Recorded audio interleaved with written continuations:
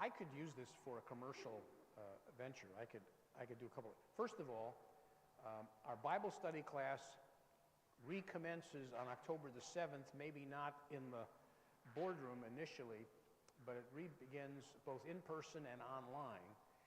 And in order to participate, we ask that everyone signs up through the temple website so that you can be registered as a student. And by registering as a student in the Bible study class, that means that we send you each week links to a recording of the session so that if life takes you somewhere else and you can't be here or access it online while we're doing it, you can pick up the recording of the previous week's program. We don't leave them in a library of 36 recordings, however. So Zoom charges us for that extra space. So we leave it online basically for a full week after the session has occurred, which means you're going to have to access it at least in that full week. And if you don't, shame on you. Anyway, the topic this year, as last year, is a Jewish understanding of the New Testament.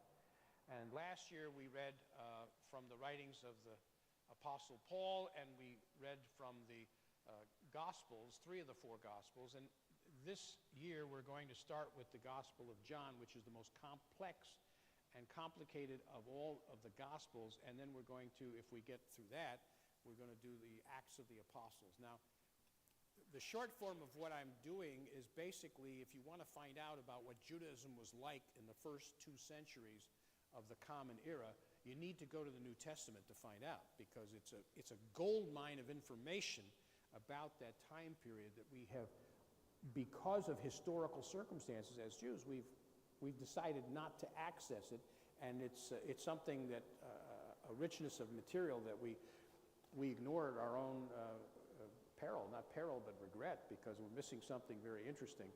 And it will also give you a whole new understanding of how these 2 religions basically diverged and everything else. So that starts on October 7th, 9:30 to 10:30, every Saturday from October through April. There are a couple weekends off that I announce well in advance, and if for any reason anything has changed, people who are registered for the class will receive email updates and things like that. The rest of the information is available online. We're using the 2nd edition of the Jewish Annotated New Testament, which is a spectacular resource for doing classes like this. Okay, so that's my first commercial announcement. I still have 2 more minutes to go. My second one is that some of you may be aware that I am in the process of publishing a 3-book series novel under the general title of Search for the Sacred Scroll. Book 1 was Discovery Under Fire. Book 2 has just been issued. You can get it on Amazon. It was just been issued. It's called The Secret of the Crowns. And the 3rd book and final book in that series is going to be called The Bone Box. So that's something you can access and participate with. And if you read the books and you're kind enough to leave an Amazon review, that would be wonderful. Anyone who leaves an Amazon review for book 2 gets book 3 free. Okay, so signed, autographed by me. And if you don't care, I'll autograph your books anyway. It's okay. Okay, 1 more minute to go, and then we can get started. And you're very kind to sitting all morning and then to continue to sit for more time. So if you'd like to stand up and stretch and whatever, feel free not to do it during this class because it's very distracting. Okay.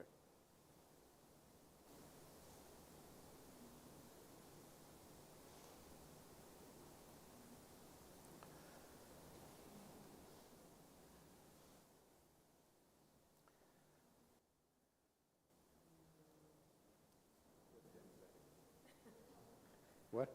10 seconds. Yeah. Thank you. Okay.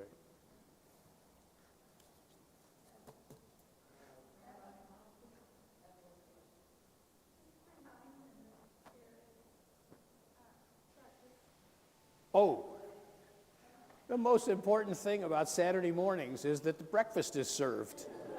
How could I have forgotten? We have fresh homemade coffee cake and goodies and pie, all kinds of stuff from Evie Bernstein. So that if you don't want if you don't want the intellectual stimulation, you can at least get a good Saturday morning meal out of the thing. I can now go. Good morning, good afternoon, everyone, and it's my honor and pleasure to be with you, and I distinctly am honored that you've taken the time to be with us in this space and come here. I just hope that no one is here under false pretenses. If you came under the false pretense that I was going to somehow present Rabbi Shook's political solution to the dilemmas of the 21st century, I am sorry to disappoint you. I just am not doing that. I'm going to give you some necessary background information about the struggle that we have with certain kinds of discussions that take place in our society and where those difficulties arise, how they came to be, and how you can be, how shall we say, knowledgeable when you are giving responses to various kinds of questions. This is the major heading I would put is how in the world did we get to this position? And that's sort of the underlying. I never thought that this class, by the way, was going to have any relevance whatsoever to Yom Kippur. I'm serious. When they call me in June and they say, Rabbi, what are you going to teach on Yom Kippur afternoon? I have no idea. I don't have a clue. And I happened to be reading something, and it triggered a thought in my mind, and I remembered the phrase, the naked public square. And I love the sound of that.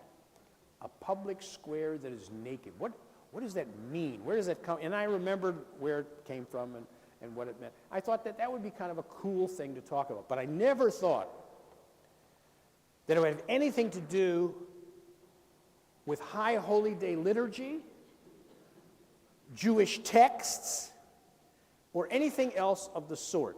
And then as I got deeper and deeper into the preparation of this thing, I realized, oh my God, I'm actually doing something that's relevant to the high holidays. How in the world did that ever happen? So the first thing I have to ask you, this is the only audience participation, and you at home, you can raise your hands and lower them, but I can't see them, so it won't do any good. How many of you believe that humanity is evil? How many of you believe that humanity is good?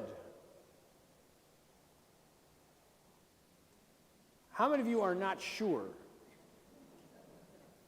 How many of you don't care? Well, I want to set the tone for this by citing a verse from the book of Genesis, chapter 6, verse 5. Vayar Adonai, and God saw, ki rabba ra'at ha'adam ba'aretz, that great was the evil of humanity in the earth. V'chol yetzer machshavot libo, and all inclinations of his heart. Speaks it like as if it's one man, but in Hebrew you only use one to mean the man. And all the thoughts of his heart, rak kol hayom, were only evil all day long. Chapter 6 is right before the flood story. And this is the lead up to the flood story, and the text is telling us that from the standpoint of the authors of the text, God is making a judgment on human nature, and the judgment on human nature is that human beings are inherently bad. All they do all day long is think about evil things to do. I know people like this. You know people like this. They devise new ways to mess things up. But I never really took it to heart because I had been fed on all that stuff. You know, the Christian community believes in original sin, but Jews do not believe in original sin. Really? Well, that's true. But they're both in the same ballpark on the idea of what is the nature of humanity and their desire to do good things or bad things. Now, the reason why I cite this is you need to have an understanding of your own comprehension of whether we are bad or good inherently, because that's the basis on which the naked public square came to be. It was 1984, and a Lutheran who became a Catholic after he wrote this book, which is kind of fascinating in its own right, his name is Richard John Neuhaus, wrote a book called The Naked Public Square. And what he was doing was he was trying to explain why so many religious communities, in his mind, most of them evangelical, why so many religious communities were now turning toward politics and fundraising in politics and making it a part of their religious approach to American democracy. For not centuries, but for years, for decades, most evangelical communities stayed away from politics. They were very concerned internally with the worship in the worship space, but they were not interested in expanding their reach into the public sphere. The attitude, I'm really, and I apologize for that, but the attitude was really a plague on all your houses. We're going to stay out of this sphere. We'll stay over here in our house of worship, and we'll worry about saving souls here and not worry about the public square. Well, Richard John Neuhaus came to the idea that we had so turned over our public discourse, turned it over into secular, non-religious, a-religious authorities, that there was no room for any kind of religious talk in the public square. We had sort of pushed it all out to the side. It was really the high point of church-state separation. And there was this test, this legal test, used in many cases in the Supreme Court, based on a case called Lemon versus Kurzman. And the idea was there were three tests. Does it deal directly with religion? Is it an unnecessary confusion or connection between religion and the state? Does it advance one religion over another? And so on. And each court would come and look at these things and try to evaluate it based on, and all of a sudden Neuhaus is saying, no, don't do that anymore. The square is naked. We, as a society, because of the nature of human beings, we need to have the values and the lessons of religion to be openly and publicly taught in the public square. It'll make us a better society. It'll make us a better society. Well, who doesn't want a better society? We'll bring in religious discourse into the public square, and we'll have a conversation, and people who are religious will not feel excluded from the political life of America. They will feel like they're a part of it. Now, there's a subtext to this, and the subtext is the moral majority. The subtext was that we now had a movement going that was gaining strength, and the non-religious, or the religious but not in the public square community, was basically looking at the moral majority with great trepidation. Here was a group that was demanding to be heard in the public square in the context of elections in America. And the fallback position for the non-religious or the secularist or the, I'll use secular, but it's an inconvenient term because I believe that I am a religious Jew. You understand that? I am not a traditional Jew, I am a religious Jew, as many of you are, by the definition of what I apply as religious. It's not about how many times a day I pray or the content of my diet. It's about how I define religious and in relation to my Judaism. So what they were saying basically is you could be religious and in the public square, and the people who were not comfortable with that public square thing, you know, why weren't we comfortable? As Jews, we understood that the minute you brought religion into the public square, it pushed us out. It was going to be used to find a way to make things work that would benefit one religious community as opposed to another. One of my earliest, I was in my 20s at the time, one of my earliest St. Louis memories was the Sunday trip to that famous bar on the east side, St. Clair Square. How many of you, raise your hand if you went to St. Clair Square on a Sunday, because you lived in Missouri and we had Sunday blue laws. Okay? Religion in the public square managed to get the legislature of the state of Missouri to outlaw certain kinds of business behavior on Sunday because it didn't comport with their understanding of religious behavior. It was a violation of the Lord's Sabbath. What's his name? Geddeker? Yeah, okay. It was a desecration. And so we participated. We were victims of that.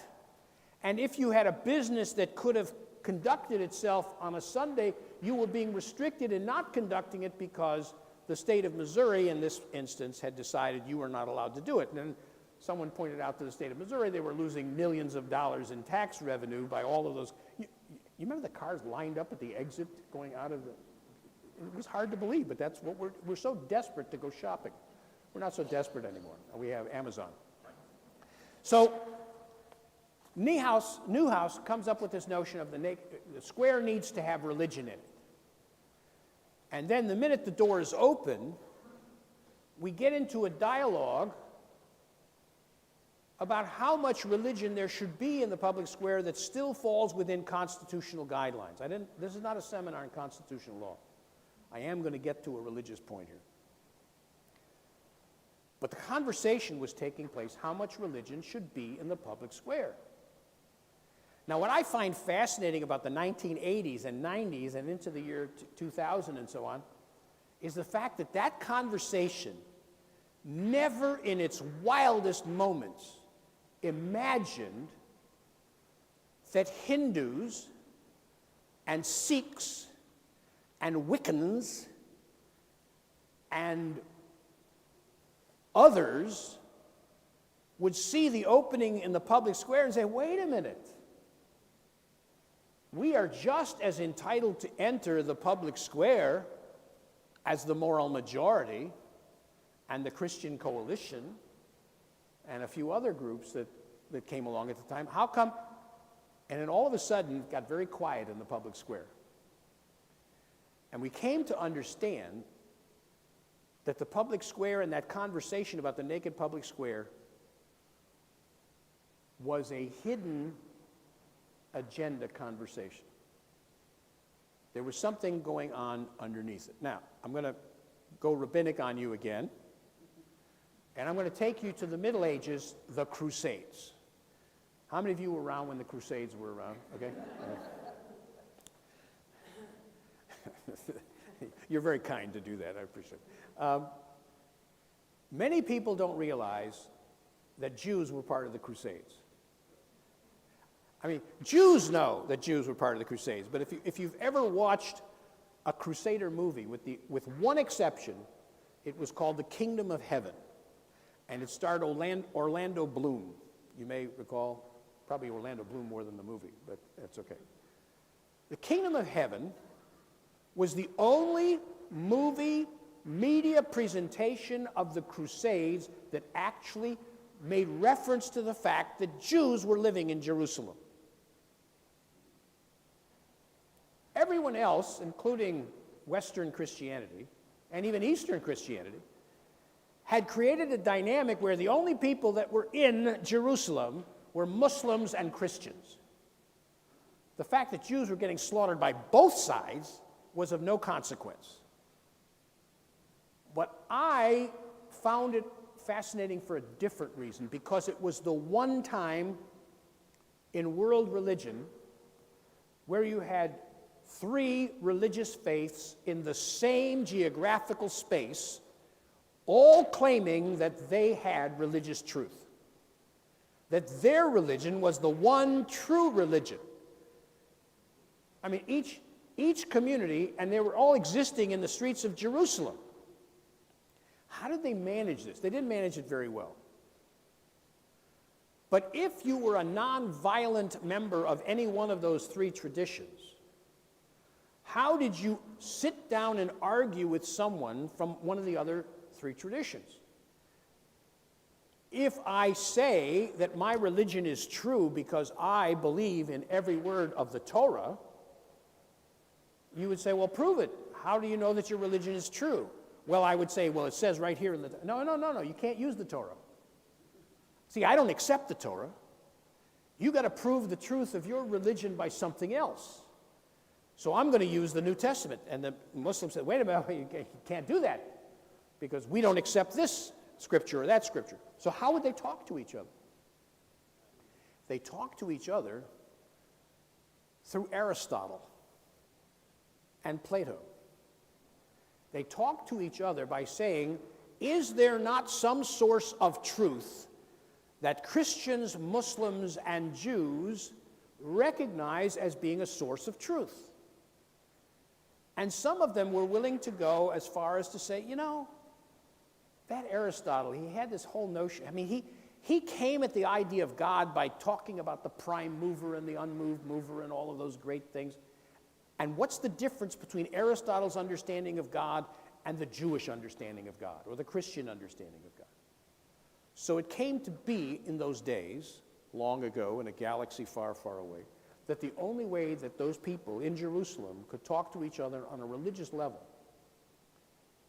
was to use a language outside the religious community that was nominally, not really, but nominally sort of close to being accepted by all three as being sources of truth. Now, just to verify this,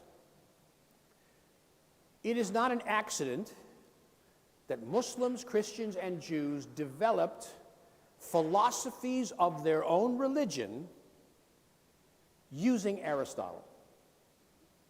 So Maimonides is a great Aristotelian philosopher. St. Thomas Aquinas is a great Aristotelian philosophy. And Averroes was a great Islamic philosopher of Aristotle. Now I'm changing the subject. Fast forward. Cardinal Archbishop Raymond Burke. Cardinal Archbishop Raymond Burke was our Archbishop in St. Louis from about 2004 to 2008. And it was customary, still is in those days, to have dialogues and presentations on various and sundry subjects. And during his tenure in St. Louis, he was just Bishop Burke, Archbishop Burke. During his tenure here in St. Louis, he was invited by the Interfaith Partnership to participate in a panel on religion in politics.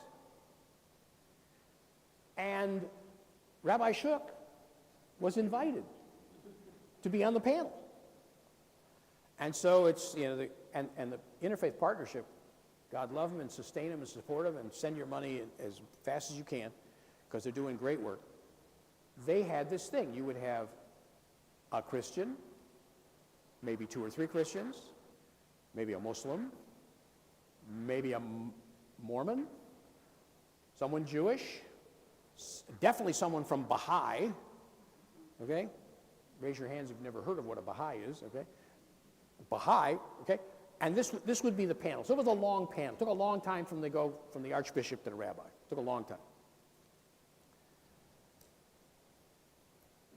Bishop Burke decided that he was going to demonstrate that Catholic involvement in politics was not based on the religion of Catholicism.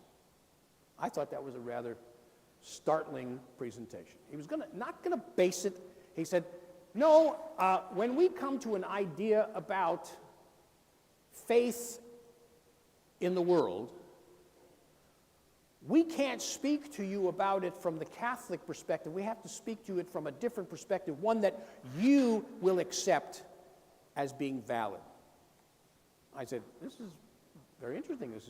I mean, is he going to go to Aristotle? Is that what he's going to come up with?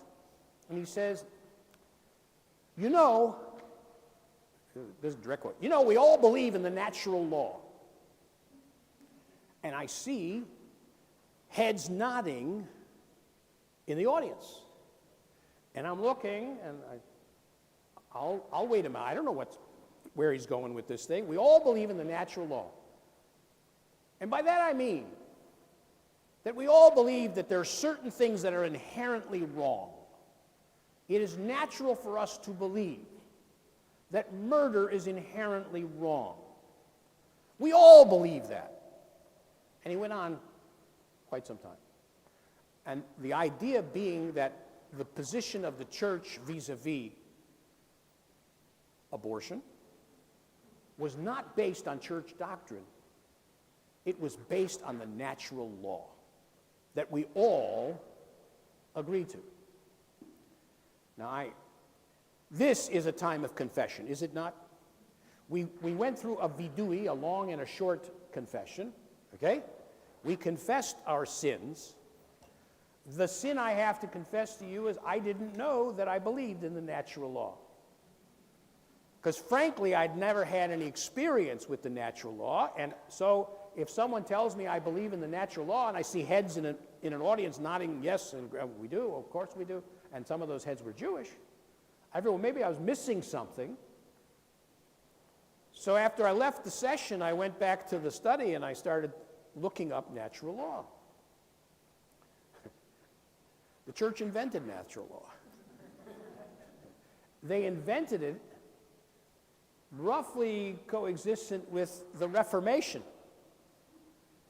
because they were running out of ways of speaking to people in the European religious community that didn't rely on Catholic theology. They had to find a new language. And the new language they came up with, and several people suggested it, was, well, there are certain things we all must agree on, and they came up with a... Now, what I found interesting is that the more research I did, I'll give you the short version of it. God help us all. The short version is, they invented natural law to find a way to speak to non-Catholics and to convince non-Catholics that their rules and regulations and morality was not based on religion, it was based on natural law. So that we are not attacking the Constitution, we are not attacking American democratic institutions, we are simply upholding our adherence to the natural law that all of our religious communities adhere to. And it was that we all do this kind of thing. That was a little bit scary. So I did a little deep dive into natural law, and I found out something very interesting. Now, understand, the premise of natural law is we all agree, right? Do you know how many different variations there were in the definition of natural law? No one agreed. No one agreed to a simple definition of what, give me three things that they all agreed that were part of the natural law. They couldn't. By their own inability to come to an agreement about what constituted natural law, they totally destroyed the idea that there was such a thing as natural law. It was a construct that was to facilitate a conversation and make it appear as if everything coming out of this particular voice was reasonable and belonged in the public square. Now, Newhouse, I keep wanting to say Newhouse wanted the square to be inhabited by religious values and morality. And when he writes in his book, he gives evidence that he is very conscious that he knows his Jewish brethren are uncomfortable about allowing religion in the public square unless we make it the Judeo-Christian tradition. In 1985, he could get away with that. We all thought it was great. Anytime we got a mention, Judeo-Christian, that was pretty cool. We are only 2% of the population, we get 50% of the mention. 2% of the population, we're 50%, Judeo-Christian, it was a way of including and not including at the same time, out of the best of motives. But the world had changed since the days that Pastor Newhouse had put this idea together. And he would not have understood how to deal with the public square if you have to make room for 10 or 12 different religious traditions instead of 2. He wasn't even prepared for the Islamic Revolution that we all experienced beginning in 2001. Because all of a sudden, we, the West, had to take Islam seriously. And my friends, let me tell you, they took our democracy seriously. I'm not talking about the ones who flew into the towers. I'm talking about Muslims who came to America to live and establish themselves and set up. Look at the recognition these people get. How do they get this recognition? By becoming part of the fabric of American life. And the Islamic Center of St. Louis does exactly that. They become a part of the fabric of American life. And and by every right, they will not be denied their place. And then along come the Hindu community and the Buddhist community, and the Interfaith Partnership has 21 or 30 different religious denominations, and they're all represented there. And they all have equal access to the public square. And that's when we discovered that there was a change in the attitude of Christian America. It was no longer filling the public square with morality, subtext Christian morality. Now, it was a community under threat. The community that was willing to go into the public square now began to think of itself as being threatened by all of these other religious traditions. And there is the moment in time where you get the growth of Christian nationalism. We are a Christian country.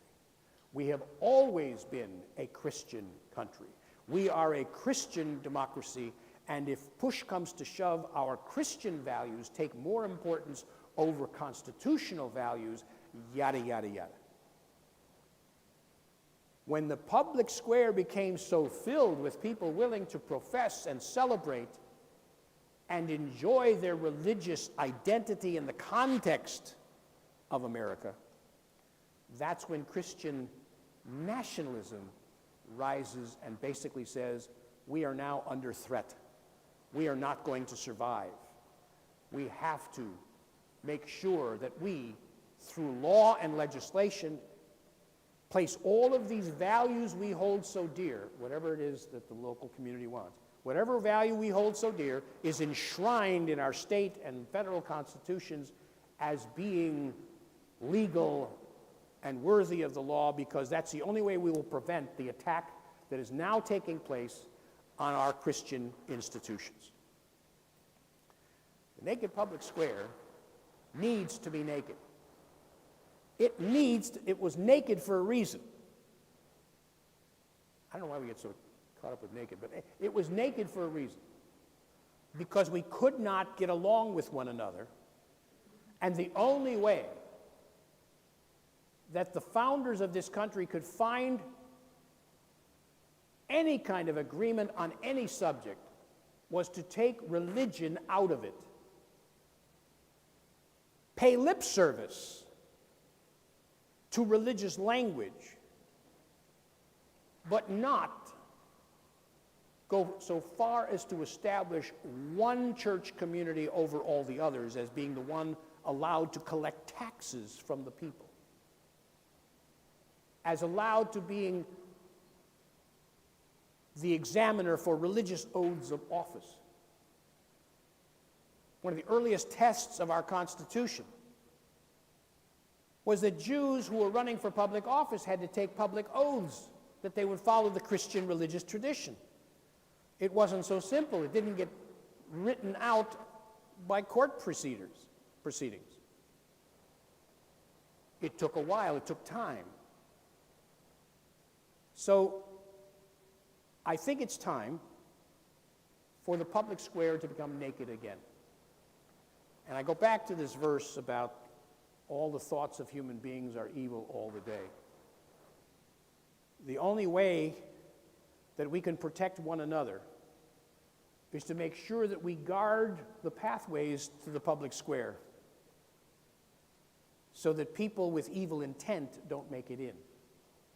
Do I have a formula for that? No. But it's important for us to realize that the only way I can protect our right, my right, to participate in public discourse is by once again making sure that everyone's right to participate in that public discourse is ensured. Now here comes push and shove.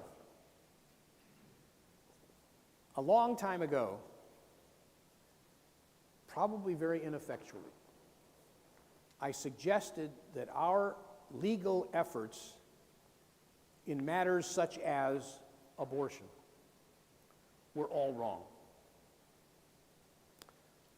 I was on a panel, same interfaith partnership, by the way.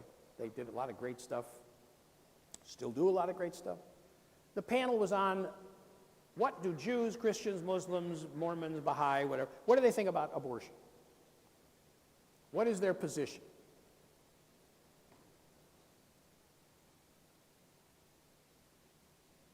If you spend the time, you will come to the realization that our country, through its court system, has adopted one religious tradition. There is a religious tradition that has been established as the religion of America, at least when it comes to abortion. Muslims and Jews do not share the same theology as when life begins. Not even close. And what has happened is our country has adopted a specific, particular religious community's position on a theological question and has made that theological answer question the law of the land. And I regretted, and I still do, but now I hear echoes. There are groups now forming, including right here in Missouri, that are beginning to look at these anti-abortion laws, not from the standpoint of shutting down woman's free choice, but as a demonstration of the state of Missouri's choice, choosing Christianity over every other religious tradition and choosing to adopt its theology on life as opposed to anyone else's. You can have an argument in a science classroom about when life begins, but you can't have that argument in the public square and use a theological source for the answer to the question. Every response that's put out there that has so far been adopted by the courts has been a singular, one religion response to the question.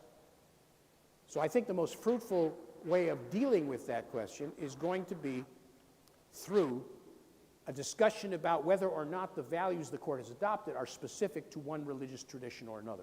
I'll give you another example and then I'll stop. A long time ago, 20 years, one of the issues facing the American community was the question of whether gay Boy Scouts could be leaders of the scouting movement. And if your troop had leadership and you had members of that leadership who were gay, the scouting movement was making an attempt to write them out of the scouting movement. You follow where I'm with this? Okay?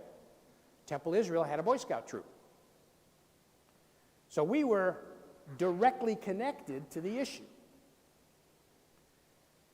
At the very same time that this discussion was going on locally, the Union of American Hebrew Congregations, now known as the Union for Reform Judaism, had established how the union, representing 900 congregations or more, how the union was going to deal with issues having to do with homosexuality. And it talked about dignity, and it talked about recognition and human rights and all of those things. The thought occurred to me that the Boy Scouts of America, which was a very religious organization in its own way because they wanted all scouts to be reverent That was one of the points of the Scout Law. And they had religious awards for every denomination, every religion. They wanted Scouts to be reverent, but what they were saying in essence was all Scouts can be reverent except if your leader or whatever is gay, homosexual. So I had a discussion. It was a private discussion with the leadership of the Scout troop. I said, how can we participate in an organization that causes us to violate what the Reformed community says is one of our standards? Our standards is respect. Our standards is full, complete rights. How can we participate in an organization that denies that? A Solomonic compromise was made. The Scout troop leader sent a letter to the national group and said, we, as a Reformed Jewish-sponsored troop, can't participate. Can't participate in your rule. Now, it was never tested. No one ever said, we're throwing so-and-so out of the leadership of the troop or whatever. But it made people in the temple feel better. At least we knew that the Scout leadership understood that they were connected to an organization that had a different point of view than the National Scout. This all sounds so quaint, doesn't it?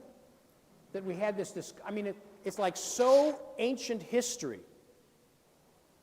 They have Boy Scouts of America have other problems to deal with. They don't need the Reformed Jewish community to remind them of what their problems are.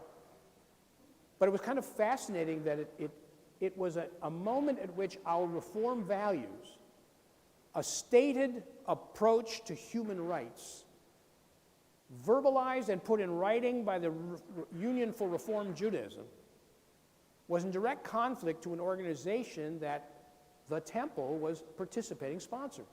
And just as a footnote to this, you know the Catholic Church has pulled out of the Boy Scouts of America.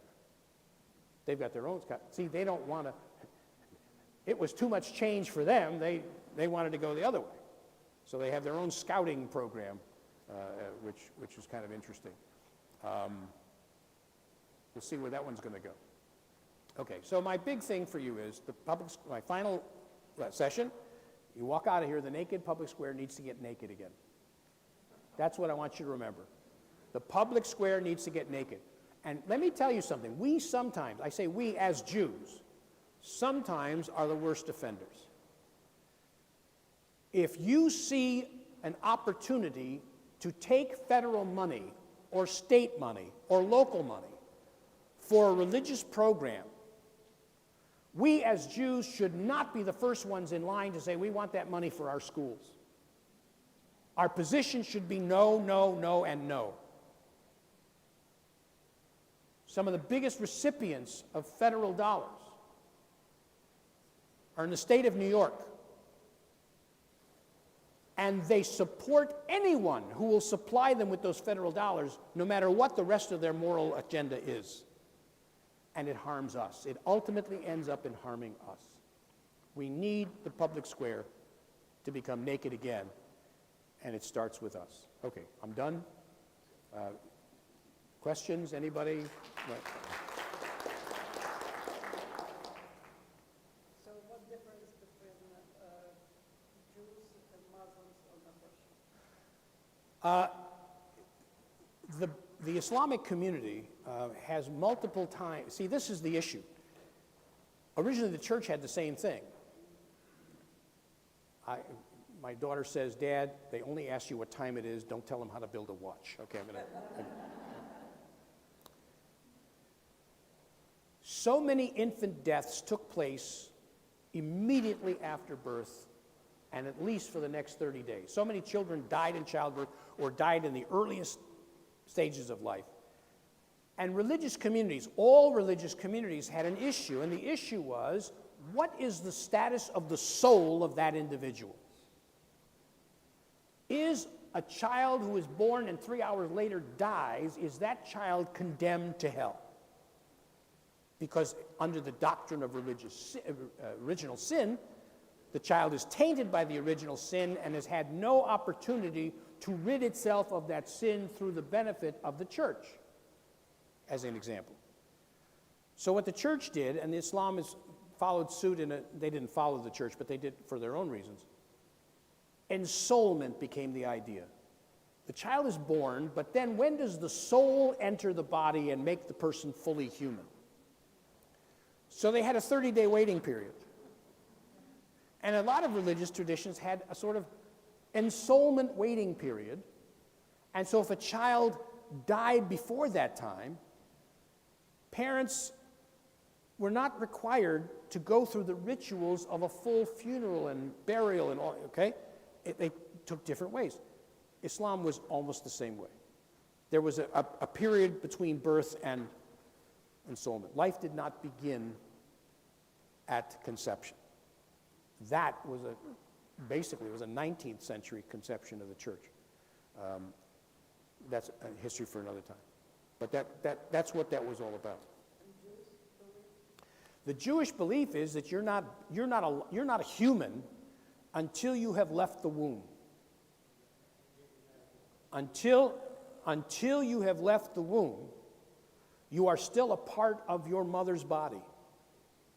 And if you are a threat to your mother's life, even the Talmud is very explicit about this. The mother's life takes precedence over what is considered a part of her body. The moment that child exits, that becomes human and it has all full rights and so on and so forth. To give you the harsh reality of it, what happens is everybody wants to put us in a certain category. They want us to believe in a certain way. I got another watch-building footnote. You cannot ask a person, what do Jews believe about abortion? You cannot. You can ask, but you can't get an answer. It depends on which Jews, under what circumstances, at what time frame are you asking? Reform, conservative, Orthodox, Reconstructionist, New Age, medieval philosophy? Which Jews and which version of Judaism do you want? We do not have a pope that establishes the rule. Okay? So you can't ask the question that way. You need to be very specific. So if you want to ask, what do Reform Jews believe? What do conservative Jews, and so on? Those are legitimate questions, and you ask them of the authorities in those spaces. The problem is it frustrates us when someone who is not Jewish from the outside, just in the context of dinner conversation, well, what do you Jews believe about abortion? How do you answer that question? Well, the best way of saying it is, there is one answer for every Jew on the planet. Okay? And it's not being, it depends. You see, that's a difference between orthodoxy, where there is one right answer to every question, and the fact that we are a community that's gotten used to the idea of having to deal with reality.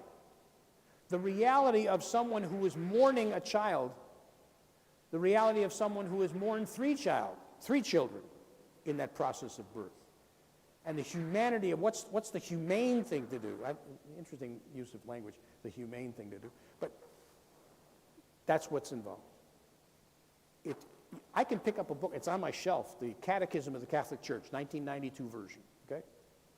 We can get answers to all of those, chapter and verse, because there is a teaching authority in the church, and it puts it down in writing, and that's where it is, and the only time it differs is when the head of the church decides to make it differ. No pope in among the Jews. We have a lot of people who wish they were, but no, they don't have that authority. They cannot make those decisions, and they certainly can't make those decisions stick. So that's the dilemma that we're dealing with. When you remove religion from the public square, you give all of these ideas the opportunity to be heard, to be argued, and to be challenged. I have no problem with people wanting to challenge a definition of when does life begin. None at all. I just don't want the Constitution to enshrine one over another. I have another quirk in all of this. Would it be so much to ask that each of our religious communities police its own community? If something is a violation of your deepest held religious faith, Don't impose it on me. Impose it first on the people that pay dues to your religion, not mine. Police your own house. The numbers are staggering. What's really going on here? You've established rules, you've established regulations, you put judges on the Supreme Court, you have conversations about this, that, and the other thing, and you're trying to impose religion on the rest of us when you've failed in your own community. It's like Jehovah's Witnesses comes to my house. I mean, boy, if you get the wrong number. But what are you going to say when they start talking about, have you been saved? Well, is everybody in your community saved? Is everybody that comes to your church saved? How about you start there? Come back to me when you've done that. We'll have a conversation. Okay? I mean, just, sorry, I'm done. Next question, if there is one. Go ahead. I think you would agree with me on this.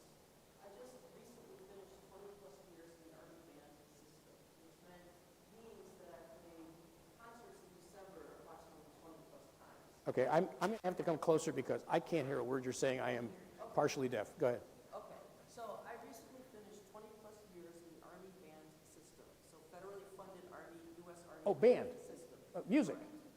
So that means that I have played approximately 20-plus concerts in December, where we morphed from calling them Christmas concerts to holiday concerts. I always call them Christmas concerts because for me, playing the dreidel song between Silent Night and the three Kings of Orient are is playing the dreidel song in the middle of these tunes. In my personal opinion, playing a Christmas concert, no matter what you call it, is inappropriate because the band system is federally funded. Would you happen to agree with Okay, you're going to be disappointed. Okay. Okay. First of all, I know Ave Maria in Latin. Okay? And I know it in Latin because I was taught in a public school in the city of Detroit how to sing Ave Maria in Latin, okay, for the annual Christmas concert. You will note I have not become a Christian. Well, I guess you can't see that, but you will note I have not. What I mean by that is religion is not a virus. You don't catch it. You don't get it by being in proximity to something. Now, in regard to the specific military band thing, first of all, I was fortunate to have a Jewish band director in my junior high school. And he wrote a piece of music called the Hanukkah Rhapsody. Wow. I'm serious. It deserves wider publication and listening and everything else. I don't even know if it exists anywhere in sheet music. It was beautiful. And it took all of the songs, like the dreidel song and all the other things, and it orchestrated it with a serious arrangement, pulling in all of the musical instruments of an ensemble. It was fabulous. I loved playing it. It was as good as Adeste Fidelis was anytime. It was solid music. It was real, and it was Jewish. And you knew it was Jewish because you could see all the toes tapping in the front row. Everyone doing it. If you call it a holiday concert, I've got no problem with that. If you call it a Christmas concert, here's the problem. Are kids in the band or the choir being required to play that musical context? Were you under orders to play Christmas music? I say yes. But that was part of your membership in the military band. Okay? I mean, it was expected of you. You didn't have to sing the tagline, Christ the Lord, at the end of a Christmas carol, where every Jewish kid in my choir knew how to mouth the words but never say them. Okay? It really happened that way. It's kind of funny. I ran into this again. I never thought I'd see this happen again, but I am a member of the FBI police chaplaincy program. I'm a divisional chaplain in St. Louis Division, FBI. Don't write me letters. They had a meeting of the chaplains at the academy in Quantico, Virginia. And they were trying to explain to some of my more traditional pastor brethren that things have changed in the chaplaincy. I had 8 colleagues there with me, rabbis, 3 of whom were Lubavitchers. Okay? And so the idea that you're going to have a program or a prayer that disconnects all of these people because you're going to say, we pray in the name of our Lord Jesus Christ, amen. They're being told, the chaplains are being told, can't do it anymore. Oh, you should see the resistance on the part of some of these pastors. Several of them said, I'm going to have to resign. Okay? They worked it out. But the idea is, if you're giving a prayer and people have to be there, you have to be inclusive.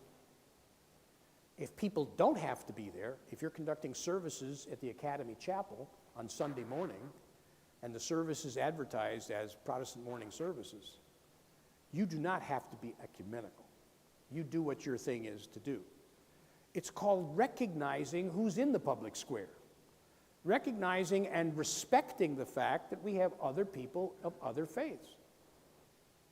I don't think anyone ever imagined that there would be Islamic space at the U.S. FBI Academy at Quantico. Okay? That's the world we live in. And it's going to be very hard for some people not to see this as another sign of a threat to Christianity. So I would say I don't have a, in terms of the military band, as long as the band is recognized that there are people in that band who are not Christian, I'd be okay with that. As long as they recognize your right to do certain things. Now, on another subject, the idea of who has the better music for Christmas and Hanukkah, hands down, it doesn't go to us, that's for sure. It's getting better, but really and truly, if anybody could name something other than dreidel, I don't know, it was in Rock of Ages or something like that. Abby? I told the story before that I was a Cub Scout leader when my youngest son was in elementary school. It was right before Christmas, and my house was decorated for Hanukkah. And so all these little boys were there, and they were all singing. I don't know if you can hear this. I'm going to repeat up to now. Hold on. Evie was a Cub Scout leader. Her house was decorated for Hanukkah. The Cub Scouts, all of whom except for her own kids were Christian, were coming to her house for a Cub Scout meeting. Go ahead. So they were all saying, oh, I feel so sorry for you, Joe, that Santa Claus is not coming to your house. And so Joe, without breaking her tone, said, that's okay, but the Hanukkah chicken is coming to my house every night for 8 days. Hanukkah who? The Hanukkah chicken. The Hanukkah chicken is coming to her house every day for 8 days. I want to see a drawing of this Hanukkah chicken. I have a rubber chicken that I put out for Hanukkah every year. You put it out? Okay. Now we have the mensch on the bench, and we have Hanukkah Harry, and a few other things. And what it is, I mean, imagine in the middle of a National Football League game, someone wishing you a Happy New Year and a good fast on Yom Kippur. It's unheard of. So it's one of those things go very slowly. The square becomes more and more accepting, but at the same time, the danger is there of someone using that acceptance in a way to harm others. Yes, ma'am. We got married 3 centuries ago. My husband is a very devout Catholic, and I am not. But, to his benefit, he said, okay, we can have the wedding in the church, and Rabbi Rubin was very helpful and everything. But the priest there asked me, he says, well, you want a mass? I said, well, half of these people are not Catholic, because my husband's family wasn't even all Catholic. okay, so then when we do the marriage blessing and the sacraments, what do you want me to do? And I said, well, you know, we got a lot of Jewish people here. Jesus Christ and the name of Jesus Christ might not be so good. Isn't God, won't God cover this? And he looked at it and he said, yeah. And so he went ahead and we didn't have the Jesus Christ and then the Father, Son, and Holy Spirit thing. We just had plain old God came and we got married. It was very nice. And then he told us the next day, he says, you know, it's the first Jewish, you know, interfaith faith, actually interfaith marriage he'd ever done. And he said, he included some of that in his mass. So I don't know what he said, but, you know, when he thought about it, he thought, yeah, that covers it. He's working in a monastery in the Philippines now. He's been transferred. I got to tell you that it's really interesting about, you see, in the New Testament itself, Jesus is quoted as saying, if you pray these things in my name, you will achieve these benefits, okay? So that we should not, as Jews, discount the strength and power of the desire to fulfill that commandment. You pray in my name, and specifically, they took it literally, my name, Jesus, okay? So that's why it's hard for them not to use that when they're engaged in an act of prayer. That's extraordinary. I've heard a lot of stories that went the other way in the same, you know, a person agreeing to do something and then not do it. It was wonderful that you disrupted the church in that way. I think it was good. I don't think anybody even noticed, to be honest. That's the other part of this thing that, you know, how many people have you noticed that we were moved from the boardroom to the sanctuary? It's chapel. No, I'm just kidding. Some of you don't read signs, that's all. Someone else? Go ahead, Ira. So, as we usually soft-spoken, Reformed Jews, members of the public square, and we see what's happening around us now with Christians, and especially evangelical Christians, I'll use the word taking over a lot of the politics of our country. How do we respond? First of all, I think we have new language to use. We made a mistake in the 80s, and we used the word evangelical Christians as a way of describing the far right of the Christian community, okay? That was an error on our part, because there are evangelical Christians that are not far right, politically connected, and so on. They're not. They're just not. But now we have... No, we have a new word to use that accurately describes what makes them dangerous. Christian nationalists. Those who believe that only Christianity has a place in the square and nothing else, or anything else is tolerated. I'm very tolerant.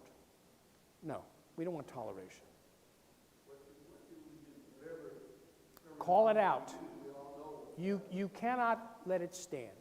To the extent that you have any power at all, or any ability to communicate with someone, we have to let the chips fall where they may.